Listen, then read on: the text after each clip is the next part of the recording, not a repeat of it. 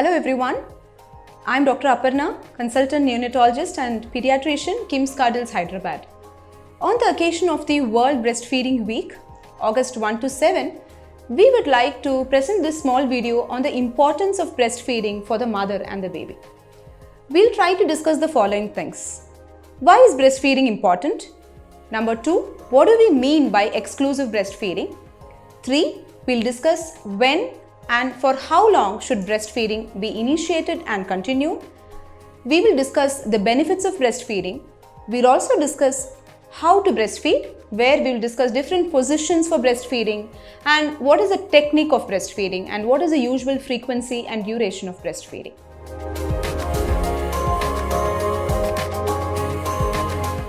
In other words, how is breast milk different from formula milk or animal milk? Breast milk in terms of composition contains the most optimal forms of protein, carbohydrate and fat that is required for the human baby. In terms of protein, breastfeeding is rich in whey protein, which is the most easily digestible form of protein, in contrast to cow's milk or formula milk, which contains predominantly casein, which is associated with problems in digestion and milk protein allergy. In terms of carbohydrate, breast milk is a rich source of lactose, in contrast to other types of milk which typically have sucrose, which may predispose to obesity. When it comes to fat, breast milk has the maximum concentration of the new buzzword in nutrition, which is DHA or docosahexaenoic acid.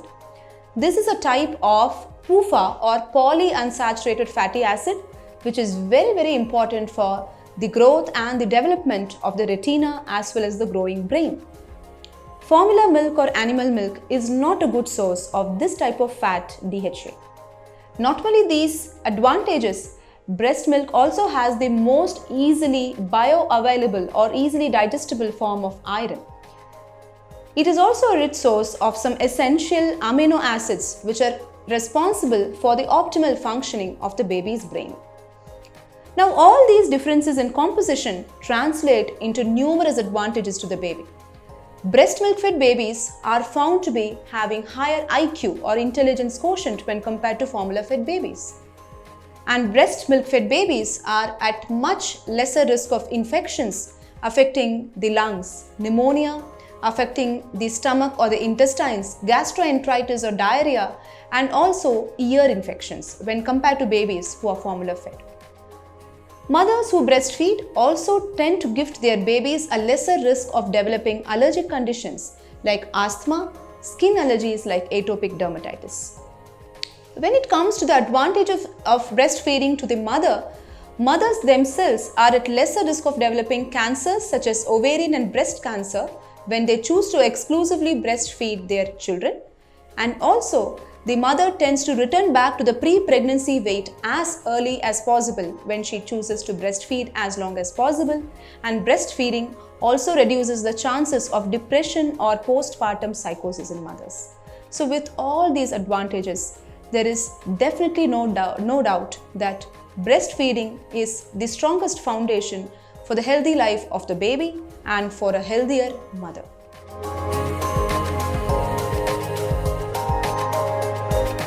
So doctors often use the term exclusive breastfeeding. This predominantly means that we give the baby only breast milk or only mother's milk, and apart from this we give nothing else, not even water, not even other types of milk. The only thing that may be continued with breastfeeding may be multivitamin drops or mineral supplementation such as calcium, which may have been prescribed by your doctors, or any other medication that is required for the normal health of your baby.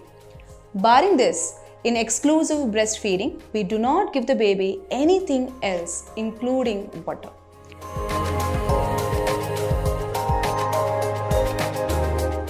Now coming to the first aspect, when breastfeeding must be started within 1 hour of the baby's birth. This is called as early initiation of breastfeeding. So you would have seen that a lot of hospitals, which are baby-friendly hospitals, take attempts or take measures to ensure that breastfeeding is started as early as possible after birth. This can be achieved by educating all the mothers about the importance of breastfeeding and by having a dedicated and motivated team of staff at the hospital who promote this practice of early breastfeeding to every mother soon after the delivery. Even if it is a cesarean section, do remember earlier the better. Now coming to the next question of how long. Exclusive breastfeeding, which means only breastfeeding, must be continued for at least 6 months from the baby's birth, and continued breastfeeding, which means breastfeeding along with solid food or cereals which you would have started for the baby, must be continued until 2 years of age based on the mother's convenience and based on the feasibility.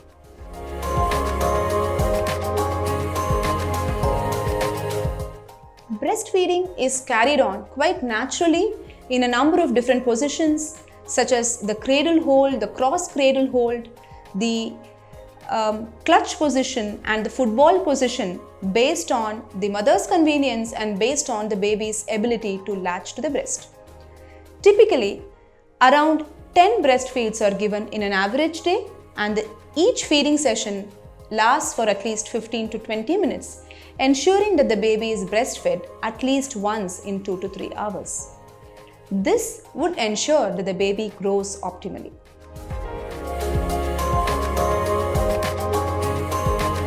How do you know if breastfeeding is adequate for the baby? In other words, how would the baby grow normally when breastfed well? Now, in order to gauge the adequacy of breastfeeding, one needs to look into the weight gain of the baby, whether the baby is passing adequate urine and whether the baby is getting a sense of satiety after breastfeeding. A typically adequately breastfed baby passes urine 8 to 10 times in the day.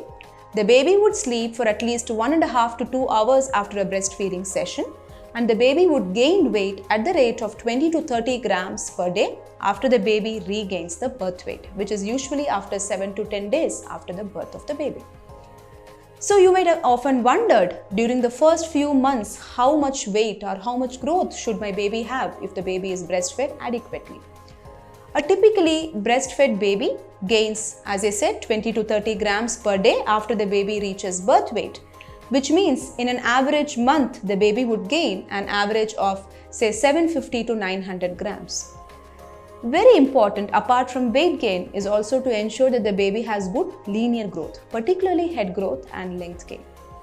Length gains or increases at the rate of around 3.5 centimeters a month in the first few months, and the baby's head size growth is at the rate of 2 centimeters per month in the first 3 months. So on an average, a baby who is born at around say 2.5 to 3 kilos at the time of birth, who is adequately breastfed, would have on an average reached around 5.5 to 6 kgs by the time the baby reaches 3 months, and the head circumference would have grown from around 34 to 35 centimeters at birth by around 6 centimeters in the first 3 months. Not only the weight gain, the head growth, but also the attainment of developmental milestones is an important marker of the adequacy of nutrition that we provide. So by the time the baby reaches the first birth date, most babies would be able to recognize their parents, they would have good social smile, they would love playing with the mirror, and the baby would generally have started sitting independently by 8 months and standing and taking a few steps at least with support by the time the baby reaches 12 to 13 months. Hope this video was useful in enlightening the importance and the significance of breastfeeding. Thank you and wish you all a happy World Breastfeeding Week.